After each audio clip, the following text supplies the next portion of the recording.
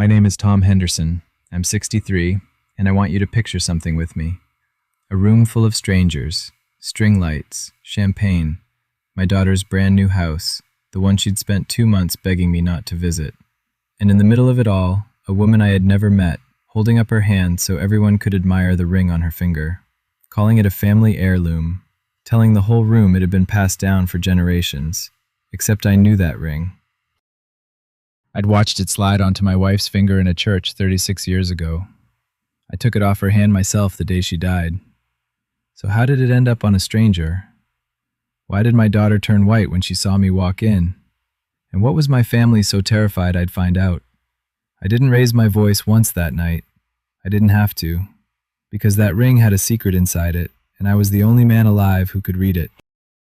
Before I tell you what happened, take a moment to like and subscribe, and let me know in the comments where you're watching from and what time it is right now. Now let me take you back to the Tuesday it all began. People think grief leaves. It doesn't. You just build a bigger house around it and learn to walk the halls quietly. Margaret, my wife, passed 4 years ago. Cancer. I sat beside her hospital bed until the machines went quiet, and then I drove home to a kitchen that still smelled like her coffee. I never remarried. Never wanted to. I keep busy. I've got a wood shop out back, and my hands still know what to do, even when the rest of me doesn't. I make cutting boards, rocking chairs, little things for neighbors who slip cash under the door and pretend they didn't. Our daughter Sarah is 31 now. She's the best thing Margaret and I ever built together. After the funeral, she called me every Sunday, then every other Sunday, then when she remembered. I told myself that was normal. Kids grow up, they marry, they get busy. 2 years ago, I gave Sarah her mother's jewelry, a small wooden box I'd made myself with 3 things inside that meant everything. I handed it over on her birthday and said, "This is yours now. Your mother wanted you to have it." She hugged me and cried and promised to keep it safe. I trusted her completely. Why wouldn't I? She was my girl. Looking back, I wish I'd asked more questions when I passed her that box. I wish I'd told her the whole story of what was inside, because a thing without its story is easy to lose, and easy for someone else to claim. But I didn't know that yet. On that Tuesday in October, I only knew my phone was ringing and Sarah's name was on the screen. I had no idea that call would change everything. "Dad, guess what?" Sarah's voice came fast and bright. "We bought a house." I sat down at the kitchen table. "A house, sweetheart? That's wonderful." "It's beautiful, Dad. 4 bedrooms, a yard. Derek says it's an investment." I smiled at the phone. Derek, my son-in-law, married Sarah 3 years back. Firm handshake, expensive watch, always talking about deals. "When can I come see it?" I asked. "I'll bring my tools. Every new house needs a shelf or 2. There was a pause, just a beat too long. "Not yet, Dad. Please." The brightness had drained right out of her. "It's not ready. There's boxes everywhere. Give me a few weeks, okay?" "Sarah, I don't mind boxes. I helped you move into your first dorm room." I know. Just not yet." In the background, I heard a man's voice, low, close to the phone. I couldn't make out the words, but I heard the tone. It was the tone you use to tell someone what to say. "I have to go, Dad," Sarah said quickly. "I love you. I'll call Sunday." "Sarah." The line went dead. I sat there holding the phone against my ear, listening to nothing. My coffee had gone cold. Outside, the first orange leaves were letting go the maple Margaret planted the year Sarah was born. Not ready. There's boxes everywhere. My daughter had never once been too busy to show me something she was proud of. When she got her first apartment, she FaceTimed me from an empty living room just to show me the light through the windows. Something was wrong. I could feel it the way you feel weather coming. I just didn't know how wrong yet. That night I couldn't sleep, so I did what I always do. I went out to the shop and let my hands work. But my mind stayed on the box. Margaret's box. I remembered the day she gave me the instructions. She was thin by then, propped up on pillows, but her eyes were still sharp. She held my hand and told me what she wanted. "The jewelry goes to Sarah," she said, "but not right away. Give it to her when she truly needs something to hold on to." There were 3 things inside. Her wedding ring, gold, worn smooth from 31 years on her finger. On the inside band, engraved in tiny script, were 4 words and a year. Tom and Margaret, 1989. My friend Walt had cut those letters himself the week before I proposed. A pearl pendant. She'd worn it the day Sarah got her diploma, so proud she cried through the whole ceremony. And a brooch, silver, shaped like a sparrow. It had belonged to Margaret's grandmother, a woman named Rosalind, who crossed an ocean with it pinned inside her coat. 3 things, each one a story. I'd handed Sarah the box 2 years ago, but I'd been so choked up that day, I never told her about the engraving, never explained the sparrow. I just said, keep it safe, and let her hug me. A ring is only metal until you know the name inside it. Then it becomes a person. I set down my chisel and looked at the photo of Margaret I keep on the workbench. She'll take good care of it, I told the picture. I believed that. I had no way of knowing those 4 little words, Tom and Margaret, 1989, would soon matter more than anything. Weeks went by. The few weeks Sarah promised became a month, then 2. I called, I texted, I sent a photo of a birdhouse I'd made for their new yard. Love it, Dad, she'd write back. Can't wait for you to see the place. But the invitation never came. Every time I brought it up, Derek was somehow the one who answered. Once I called and he picked up Sarah's phone. Tom, she's in the shower, he said, smooth as ever. Listen, the house is a construction zone. You know how women are about first impressions. Give her time. I'm her father, Derek. I don't need it to be perfect. Course not. Soon, okay? Another time I suggested I just drive over on a Saturday, surprise them. Please don't do that, Sarah said, and there was real fear under it. Just let me handle this, Dad. I let it go. I always let it go. Here's the thing about me. I hate making trouble. My whole life, I've been the man who smooths things over. When my own brother and I fought over our father's truck 20 years ago, I let him keep it just to end the argument. We haven't spoken since. So I told myself a story. Sarah's a new bride in a new house. The last thing she needs is an old man showing up uninvited, being difficult, being the father-in-law who won't respect boundaries. I didn't want to be that man, so I waited, and I stayed quiet. But quiet doesn't mean I stopped noticing, and what I kept noticing was this. Every closed door had Derek's hand on it. Why was my son-in-law working so hard to keep me out of my daughter's house? I was about to find out in the worst possible way. On a cold Thursday, I stopped by Dot's Diner for coffee and pie. That's where I ran into Walt Reamer. Walt and I go back 50 years. He ran the jewelry shop on Main Street until his eyes gave out. Good hands, that man. The best.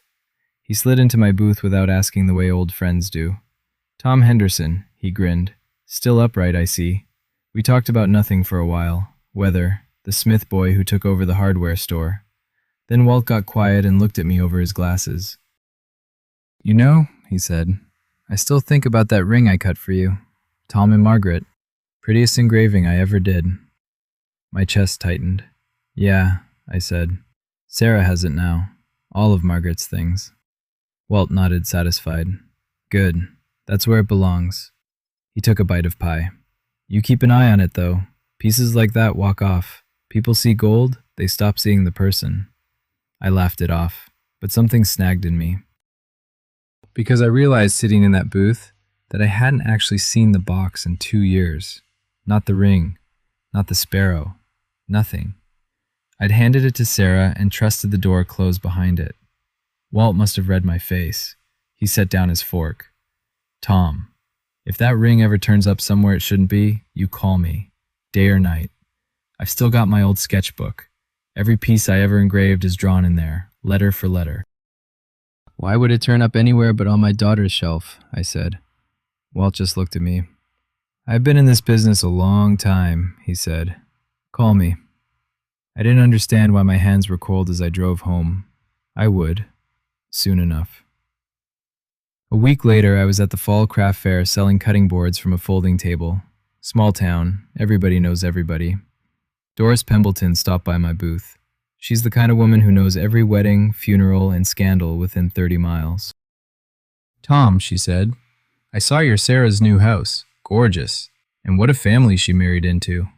Thank you, Doris. That mother-in-law of hers, Marlene, is it? My goodness, the jewelry that woman wears. Doris fanned herself. At the garden club, she had on this ring and a pearl pendant. Told us all it was a Blake family heirloom going back generations. The table went strange under my hands, like the ground during an earthquake when everything you trusted to hold still starts to move. A pearl pendant, I repeated. Beautiful thing. And the ring, real gold, old cut. She let us all admire it. Doris leaned in.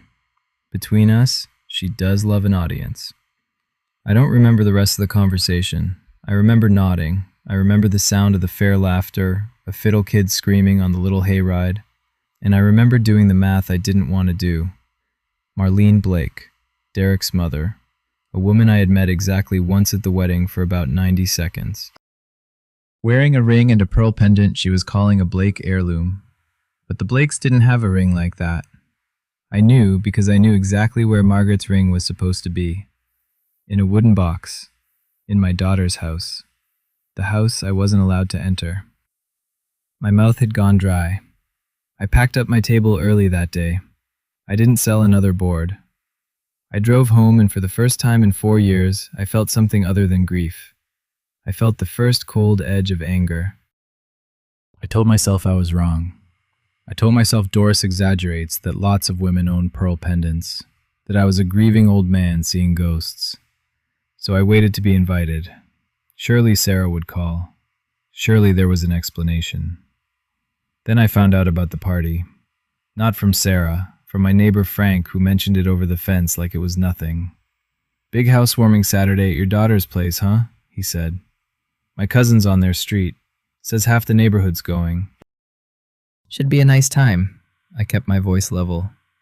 Saturday. Right. But inside, something quietly broke. A housewarming. Half the neighborhood invited. And my own daughter hadn't said one word to me. I went inside and sat in the dark a long time.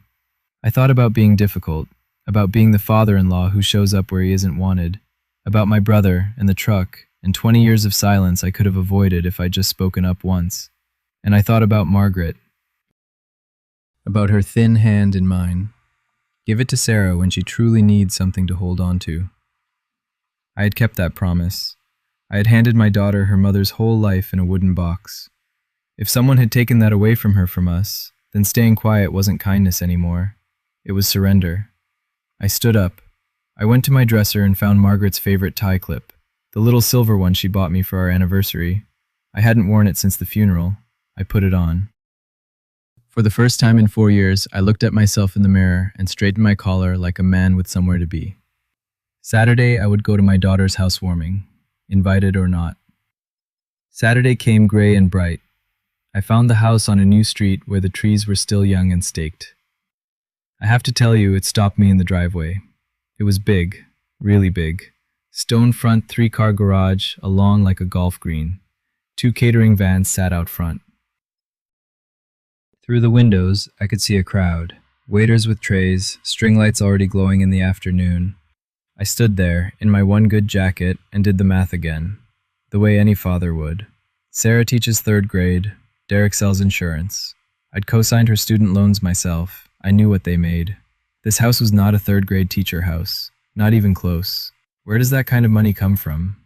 I walked up the path. My heart was going hard. Inside it was warm and loud and smelled of catered food. Strangers everywhere. Neighbors, I supposed. Derek's friends, loud men in golf shirts. Nobody knew me. Then I saw Sarah across the room. She was laughing at something, a glass of wine in her hand, playing the perfect hostess. My girl. She looked beautiful. Then she saw me. The color left her face so fast I thought she might drop the glass. She actually took a half step back like she'd seen something impossible. For 1 second, we just looked at each other across a room full of strangers. Then she set her wine down on a side table hard and started toward me, weaving through the crowd with a smile stretched tight over something that looked a lot like panic. Whatever she'd been hiding for 2 months was in this house, and I was already inside it. "Dad!" Sarah reached me and gripped my arm. "What are you doing here?" "Frank mentioned the party," I said calmly. "I thought I'd surprise you." She glanced over her shoulder, then back at me. Her smile never dropped, but her eyes were wet and frightened. "You can't be here," she whispered. "Please, not today. You don't understand what you'll walk into." "Then help me understand." "Dad, I'm begging you." Her grip tightened. "Just say hi, have one drink, and go. I'll come see you tomorrow. I'll explain everything, I promise." I looked at my daughter, really looked, and I saw it wasn't rudeness keeping me out. It was shame. She was carrying something heavy, and it was crushing her. "Sarah," I said gently, "what's going on? Are you in trouble?" Before she could answer, a voice boomed across the room. "Is that Sarah's father? Well, get him a drink." A man was crossing toward us, tall, tanned, gold watch catching the light. Derek. Behind him, an older woman in a green dress turned to look our way, and something on her hand flashed under the string lights. Sarah's fingers dug into my sleeve. "Please, Dad," she breathed. "Whatever you see tonight, please don't make a scene. Promise me." I didn't promise. I couldn't take my eyes off the older woman in green and the light bouncing off her right hand. "Sarah," I said quietly, "who is that woman with your husband's mother's smile?" "That's Marlene," Sarah whispered, "Derek's mom." And then Marlene raised her hand to wave hello, and I saw it. Gold, old cut, worn smooth. My throat closed. I knew that ring. I had watched it slide onto Margaret's finger in a church 36 years ago. The room kept moving around me. People laughed and clinked glasses and reached for little crab cakes on trays. I stood perfectly still. Marlene Blake floated toward us in her green dress, a queen greeting a peasant. She was maybe 60, hair sprayed into place, lipstick bright. And on the ring finger of her right hand was my wife's wedding ring. I didn't need to guess. I knew that ring the way you know your own heartbeat. The soft gold, the old cut, the way it had thinned on one side from 31 years of Margaret's hand. "So you're the father," Marlene said, looking me over. "Sarah's told us so little about you." "Tom Henderson," I managed. "Nice to meet you." "Marlene Blake." She offered her hand, the hand palm down, like I should kiss it. I took it, and there it was, an inch from my eyes, the ring, Margaret's ring, on a stranger's finger.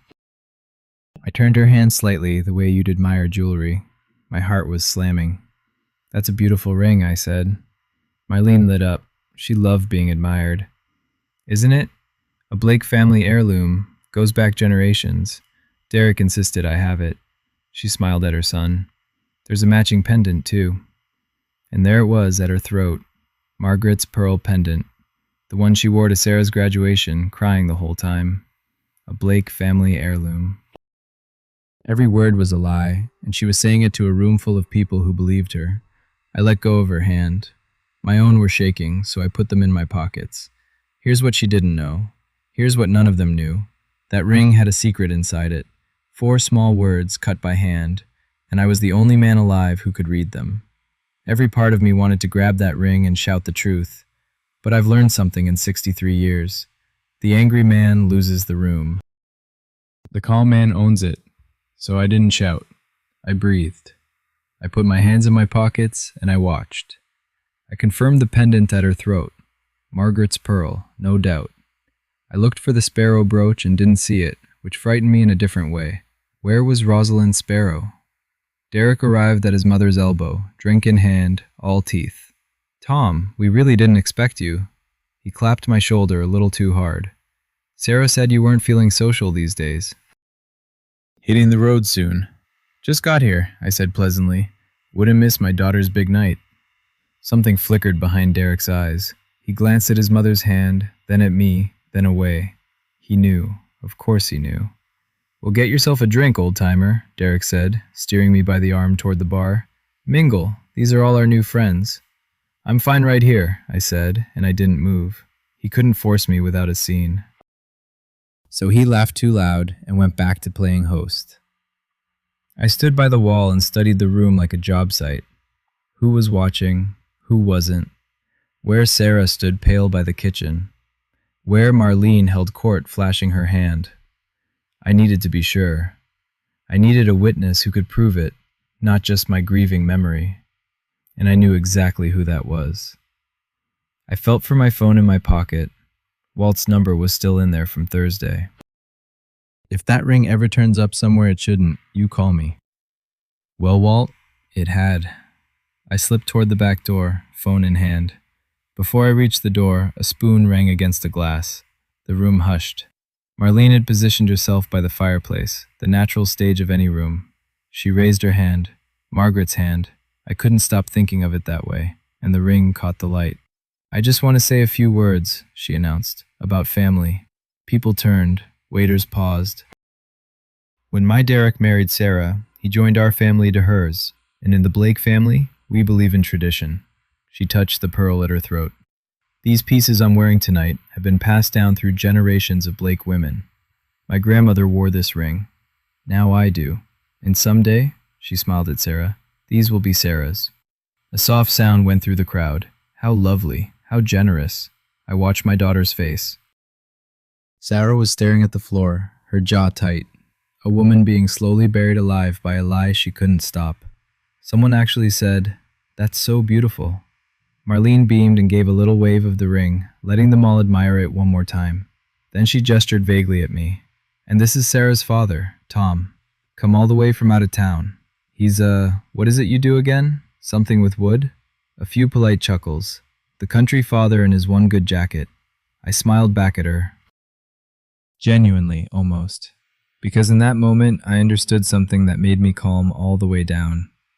Marlene didn't even know what she was wearing. She thought I was nobody, a hick with a hobby. She had no idea the ring on her finger had my name inside it right next to my dead wife's. She had walked onto a stage and handed me a microphone. I stepped back into the shadows and dialed Walt. Before the call connected, a hand caught my elbow.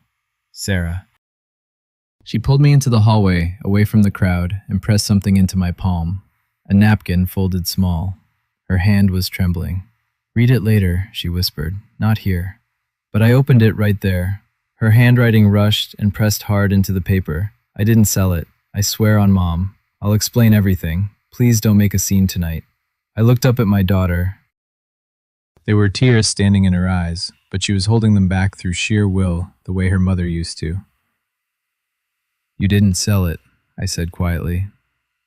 "No," her voice cracked. "God, no. I would never." "Then how is that woman wearing your mother's ring, Sarah?" She shut her eyes. A tear escaped anyway. "It's complicated. Derek, he..." She stopped, glanced back toward the party. "I can't. Not here. There are 40 people here. Please, Dad. Tomorrow. I'll tell you everything tomorrow." And in that moment, everything shifted for me. Because I had walked in here angry at my daughter. Sure, she'd betrayed her mother's memory. Sure, she'd chosen this shiny new life over us. But that wasn't it at all. My girl wasn't the thief. My girl was the hostage. Someone had taken Margaret's jewelry out of that box, and it wasn't Sarah. Which meant someone had gone into my daughter's things, taken what wasn't theirs, and dressed it up as a Blake family treasure. I folded the napkin and put it in my pocket, right next to Margaret's tie clip. "Okay," I told Sarah. "I won't make a scene." Relief flooded her face. "I'm going to do something better than that," I said, and I stepped out onto the back porch to make my call. Out on the porch, the noise of the party dropped to a murmur. The evening air was cold and clean. My hands were shaking as I dialed. Walt picked up on the second ring. "Tom." "Walt." I kept my voice low. It turned up. "Margaret's ring. You said to call." A pause, then all business. "Where?" "My daughter's housewarming. On the hand of a woman calling it her own family heirloom." Walt let out a long breath. "Some people," he muttered. "You got an address?" I gave it to him. 15 minutes, he said. "Don't do anything till I get there. And Tom," his voice softened, "I've still got the sketchbook, the exact engraving. Tom and Margaret, 1989. Letter for letter, drawn the week you proposed." Nobody can argue with that. Thank you, Walt. Don't thank me, just don't let them leave with it.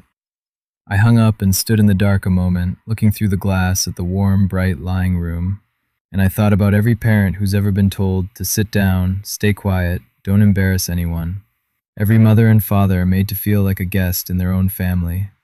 If you've ever been made small in a room that should have been yours too, I see you.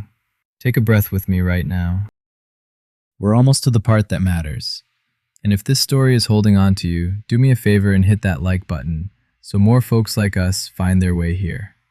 Then come back inside with me, because it's about to turn. I put my phone away and slid the back door open. 15 minutes. I just had to keep that ring in this house for 15 minutes. Derek was watching me from across the room. Derek intercepted me before I'd taken 3 steps inside. Everything okay out there, Tom? Long phone call. His smile was still on, but his eyes had gone hard. Just checking in with an old friend, I said. He's in the neighborhood. Might swing by. Something crossed Derek's face. Here, tonight. It's really more of a couples thing, Tom. Family and neighbors. He's practically family. Derek stepped closer, dropping his voice so only I could hear it over the party. Look, I don't know what you think you're doing, but Sarah's worked really hard on tonight. Don't ruin it for her. He put a hand flat on my chest, gentle, but there. Why don't I call you a car? You can head home, rest up. We'll all come see you next week. Bring the whole family. The whole family. Wearing my dead wife's jewelry. I looked down at his hand on my chest, then back up at him. Derek, I said, calm as still water. Take your hand off me. He did. I'm not leaving, I said, until I've said a proper hello to my wife's ring. The color drained out of his face just like it had drained out of Sarah's. I don't know what you're... Yes, you do. I held his eyes. And so do I. Now, I promised Sarah I wouldn't make a scene. I keep my promises. So I'm going to stand right here quietly and enjoy this lovely party. Derek's jaw worked. He glanced toward his mother still holding court by the fireplace, and I watched him calculate how much I knew. Too much. He could see it. Dad's tired, he announced to no one too loudly. We should wrap up soon. Just then, headlights swept across the front windows. A car was pulling into the driveway. I used those few seconds. I walked straight to Marlene by the fireplace. Mrs. Blake, I said warmly, I'd love a closer look at that ring. Craftsmanship like that you don't see anymore. Marlene preened. Oh, do you know jewelry? A little. My late wife had a piece just like it. I held out my hand, expecting her to offer hers again. Instead, she pulled it back against her chest. Well, I don't take it off, she said, her smile cooling. It's very precious. Blake heirloom, you understand. Of course, I said. I'd just like to read the inscription. The word landed. Inscription. I watched it land. Marlene's smile faltered for the first time all night. The what? The engraving, inside the band. I kept my voice light, friendly, loud enough for the people nearby to hear. A ring that old, that special? Surely it's engraved. What does it say? A few guests had turned to listen now. This was better gossip than the pearl. I don't recall, Marlene said. One doesn't take heirlooms apart to read them. You've never read the inside of your own family ring? It's not the sort of thing. She looked around, flustered, appealing to the crowd. Who is this man Derek? Your father-in-law is being very odd. Just curious, I said mildly. Because I'd bet money there are 4 words in there, and a year. Marlene actually took a step back, clutching her ringed hand. This is absurd, she snapped. Some backwoods old man questioning me in my own son's home? It's my daughter's home too, I said, and behind me the front door opened. A voice I'd known for 50 years called across the sudden quiet. Evening, folks. Sorry I'm late. Somebody here has a ring I need to see. Walt Reamer stood in the doorway in his old brown coat, a worn leather sketchbook under his arm. 71 years old and still standing like a man who knew things. The room turned to look at him. Walt, I said. Thanks for coming. Wouldn't miss it. He crossed the room slowly, nodding at strangers. Folks, sorry to interrupt the party. My name's Walt Reamer. I ran the jewelry shop on Main Street for 40 years. Cut set and engraved half the wedding rings in this county. Marlene had gone very still by the fireplace.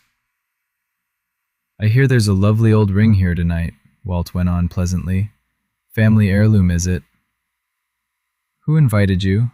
Marlene's voice was thin. Tom did. Walt stopped a few feet from her, gentle as could be. See, I make it my business to know the pieces I've worked on. A man remembers his own handwriting. He patted the sketchbook. And I keep records. Every engraving I ever cut, drawn right here. The room had gone quiet now. Really quiet. Even the caterers had stopped. Sarah stood frozen by the kitchen, one hand over her mouth. Derek was edging toward the door. Now, Walt said to Marlene, kind as a country doctor, there's an easy way to settle this.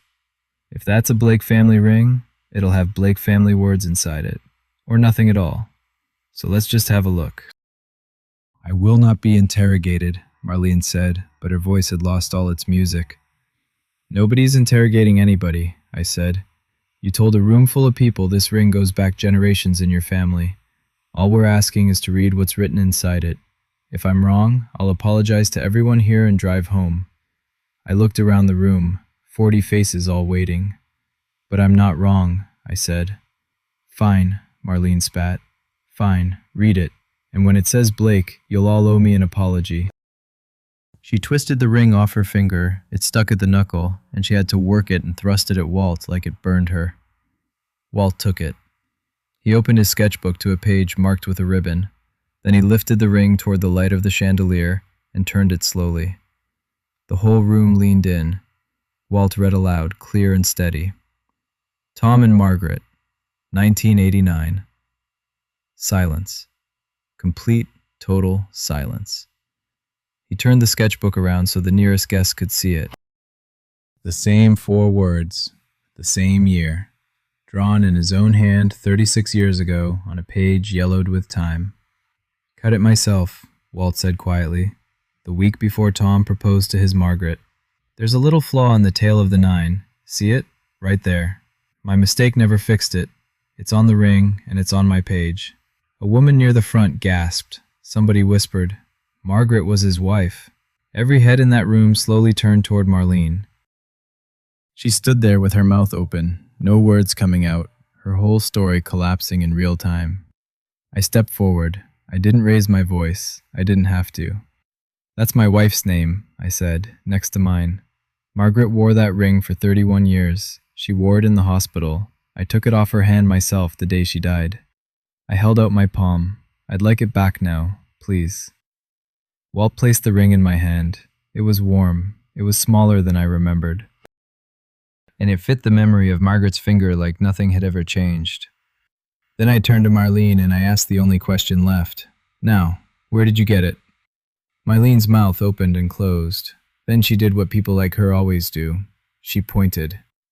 Derek gave it to me, she cried. He said it was fine. He said it was just sitting in a box doing nothing.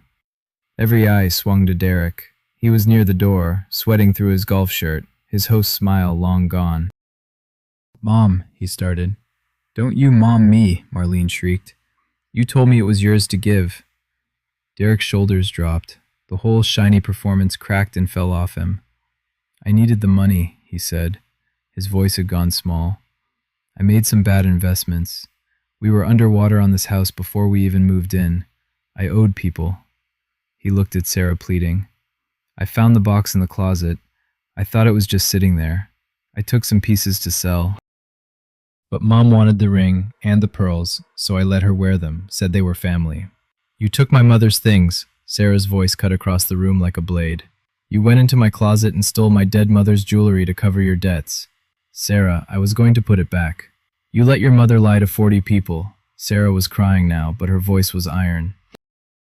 You let me stand here for 2 months, sick with it, too scared to tell my own dad. The room was dead silent except for her. Guests had backed against the walls. A few were already gathering coats. Doris Pembleton, I noticed, was watching everything with wide, delighted eyes. This story would be all over the county by Sunday. Derek stood alone in the middle of it all, exposed, the golf shirt king with nothing left. I almost felt sorry for him. Almost. Then Sarah crossed the room and stood beside me. Sarah stood at my side and faced the room. Her chin was up, even with the tears. I want everyone to hear this clearly, she said, her voice shaking, but strong. That jewelry belongs to my mother. Her name was Margaret Henderson. She died 4 years ago. She turned to Marlene. It is not a Blake heirloom. It never was, and I'd like the pendant back now, please. Marlene, cornered and furious, fumbled with the clasp at her neck. Her hands were shaking. She dropped the pearl pendant into Sarah's open palm like it had bitten her. I didn't know, Marlene muttered. How was I supposed to know? You knew it wasn't yours, Sarah said. You just liked how it looked. She placed the pendant in my hand next to the ring, my two most precious things back where they belonged. Then Sarah turned to me and her face crumpled. I'm so sorry, Dad. I found out a few weeks ago. I saw Marlene wearing the ring, and I confronted Derek, and he told me if I said anything, if I made trouble, that our marriage was over, and it'd be my fault for embarrassing his family. Her voice broke. I was ashamed. I should have called you the first day. I should have called you the second I knew. Sarah, I put my arm around my daughter. You were scared. That's not shame. That's just being human. I let a stranger wear Mom's ring, she whispered. And then you stood up in front of 40 people and took it back, I said. Your mother would be so proud of you right now. I promise you that. She pressed her face into my shoulder and cried, and I held her the way I held her when she was 6. Around us, the party was quietly falling apart. People started leaving, not in a rush exactly, but with the quiet speed of folks who suddenly have somewhere else to be. But a strange thing happened on their way out. They came to me first. An older gentleman shook my hand. Sorry for your loss, he said. She sounds like she was a wonderful woman. A neighbor woman touched my arm. That was the classiest thing I've ever seen. You didn't even raise your voice. One by one they filed past, and it wasn't Derek and Marlene they wanted to speak to. It was me. The country father in his one good jacket. Doris Pembleton, of course, couldn't help herself. She leaned in on her way out. Tom, she whispered, thrilled. I've seen Marlene wear that ring at 3 different parties. Told everyone the same story every time. Generations of Blakes. Ha! She patted my hand. Well, not anymore. By then, Marlene had grabbed her coat and marched out the front door without another word, chin in the air, though it didn't fool anyone now. Walt came and stood beside me, sketchbook back under his arm. You did good, Tom, he said. Margaret would have liked how you handled it. No yelling. Just the truth laid on the table. Couldn't have done it without you, and that book of yours. That book, Walt said, is the best decision I ever made. 50 years of people's promises written down where nobody can rewrite them. He smiled. Turns out a good record outlives a good lie. The house was nearly empty now. String lights still glowed over abandoned wine glasses and half-eaten crab cakes. Sarah stood in the middle of it, looking around at the wreckage of her perfect party. And Derek was nowhere to be seen. But there was still one piece missing, the sparrow. Sarah and I sat on the back porch steps after the last guest left. The night had gone cold. She'd wrapped herself in a caterer's spare tablecloth like a blanket. Tell me all of it, I said, from the start. So she did. She told me how Derek's investments had gone bad a year ago, how the house had been a stretch they couldn't afford, bought to look successful, how the calls from creditors started and Derek's mood turned mean, how a few weeks back she'd seen the ring on Marlene's hand at a family dinner and felt the floor drop out. I confronted him that night, she said. He admitted it, and then he told me if I told anyone, especially you, he'd leave, and everyone would know it was because my family made a scene over jewelry. She wiped her eyes. He made it sound like protecting the marriage meant protecting the lie. That's how it works, I said quietly. They make you think keeping their secret is your job. I felt so trapped, Dad, and so ashamed I'd lost Mom's things. I took her hand. Sarah, look at me. You didn't lose them. They were taken. There's a difference, and it matters. She nodded, tears falling. Here's what I need you to hear, I said. I love you no matter what, but I won't hand your mother's history to strangers again, and neither will you. That box has a name in it, our name. It doesn't get to become somebody else's story. Understand? I understand, she whispered. You don't have to choose me over your marriage, I said. That's between you and Derek. But you don't get to disappear on me to keep somebody else comfortable. Not anymore. Never again, she said. I promise. Then her face changed. Dad, there was a brooch, too, a little silver bird. I found Derek in the garage, sitting on a cooler in the dark, elbows on his knees. He didn't look up when I came in. I know how this looks, he said. You don't, actually. I pulled up a folding chair and sat across from him. Let me tell you how it looks. It looks like a man who took his wife's dead mother's jewelry out of a closet and sold it to pay for a house he bought to impress people. He flinched. Here's what's going to happen, Derek, and I want you to listen because I'm only saying it once, and I'm saying it calmly. He finally looked at me. Every piece you took, you're going to get back. The ring and the pendant I already have. What else did you take? He was quiet a long moment. There was a brooch, he said. A silver bird. Something in my chest went tight. Rosalind's sparrow, the one that crossed an ocean. Where is it? I pawned it, he mumbled. Coburn's over on Route 9, about 3 weeks ago. Then that's your first stop Monday morning. You go to Coburn's and you buy back that brooch, whatever it costs. You return everything you sold, and you never touch anything of Margaret's again as long as you live. And if I can't afford? You'll find a way, I said. You found a way to buy this house. I stood up. I'm not going to the police, Derek. Not for Sarah's sake, and not for yours. I'm giving you a chance to be a better man than you were tonight. Whether you take it is up to you. I looked down at him. But if that sparrow is gone, there is no chance. So you'd better hope Coburn hasn't sold it. I walked out and left him sitting in the dark. I didn't trust Derek to do it right. So Monday morning, Walt and I drove out to Coburn's Pawn on Route 9 ourselves. It's a low brick building with bars on the windows. A bell jangled when we pushed in. Behind the counter stood a heavy-set man with reading glasses pushed up on his forehead. Help you? I'm looking for a brooch, I said. Silver, shaped like a sparrow. Would have come in about 3 weeks ago. He studied me a moment, then went to a back room. My heart pounded the whole time he was gone. If it had already sold, it was gone forever. There was only one. Rosalind carried it across an ocean, pinned inside her coat. He came back holding a small tray, and there it was, the sparrow. Tarnished, a little sad-looking under the fluorescent lights, but whole. Rosalind's bird. I let out a breath I felt like I'd been holding for 4 years. That the one? Coburn asked. That's the one. My voice was rough. What do I owe you? He named a price. Walt started to argue it, but I put a hand on his arm and paid it without a word. Some things you don't haggle over. As Coburn wrapped it, he said, You got lucky, you know. Fellow who brought it in said it was junk. I almost put it in the sale case last week. Would have been gone by now. How much longer? I asked. Another few days, he said. Would have been in the window by Friday. Walt looked at me. I looked at the little silver bird and its tissue paper. A few days. That's all the room I'd had. I cradled the brooch in my palm the whole ride home. 3 things. All 3 back where they belonged at last.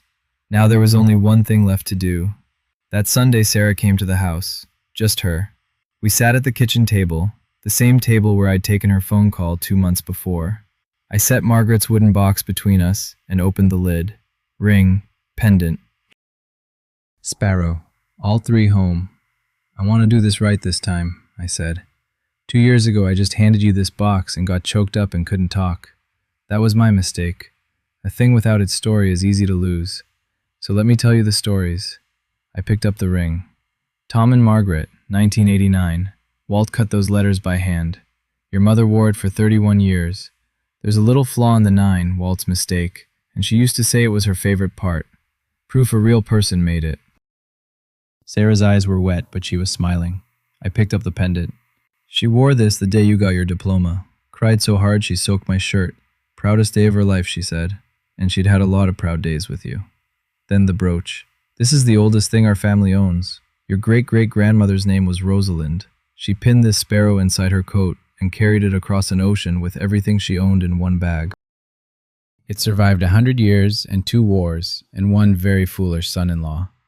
Sarah laughed through her tears. I closed the box and slid it across the table to her. Now it's yours, I said. But this time, you don't just hold it, you know it. And a thing you know nobody can take from you with a pretty lie. Sarah put both hands on the box like it was something alive. I'll tell my kids someday, she said. All of it. Every story. That's all your mother ever wanted, I said. Things changed after that night. the way things do after the truth finally gets some air. Derek did go back to Coburn's, though I'd already beaten him to it. He returned the money to Sarah for the pieces he'd sold and paid me back for the Sparrow, dollar for dollar. It took him months. I let it take months. A man should feel the weight of what he did. Whether he became a better husband, I can't tell you. That's Sarah's story to write, not mine. But she's clear-eyed now. She knows what he is and what he's capable of, and she keeps her own accounts these days and her own closet locked. She stopped being anybody's hostage. That's enough for me for now. Marlene never wore a family heirloom to a party again. Word gets around a small town fast, and Doris Pembleton is a very thorough woman. Last I heard, Marlene tells people her jewelry is in a safe deposit box. I imagine it's just empty. Sarah and I talk every Sunday now. Real talks, not the guilty 2-minute kind. She comes by with coffee and sits in the shop while I work, the way she did as a girl. And me, I'm still 63, still a widower, still talking to a photograph some nights. But I walk a little taller now. For 4 years, I thought being a good father meant staying quiet, never making trouble, never being difficult, letting things go the way I let my brother keep that truck. I know better now. Sometimes love means standing up in a crowded room and refusing to sit down. The town looks at me a little differently too, not as the quiet old man with the wood shop, as the fellow who got his wife's ring back without ever once raising his voice. Margaret would have liked that. That night after Sarah drove home with her mother's box safe on the passenger seat, I did one last thing. I'd kept the ring back. Just for the evening. I couldn't help myself. I sat at the kitchen table under the low light and slid Margaret's wedding ring onto the tip of my little finger, as far as it would go. It only went to the first knuckle. Her hands were always so much smaller than mine.